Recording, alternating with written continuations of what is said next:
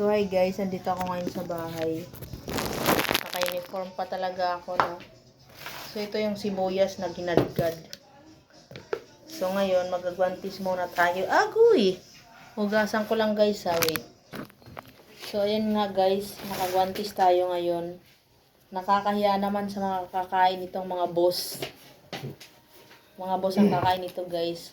Kailangan ko magwantis guys, nakakahiya eh. So, dati kasi guys, 1/4 lang yung yung ginagawa kong Shanghai.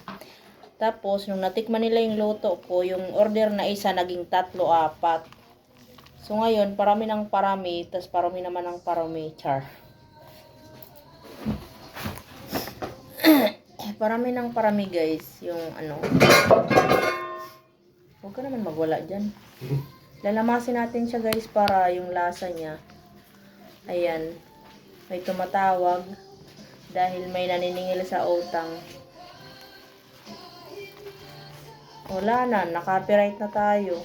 May nagmo-music sa kabilang building. Ay, nako. Parang hindi bayaran yung mga inutangan ko. Ano? Dati ako yung naghahabol sa mga utang. Ngayon,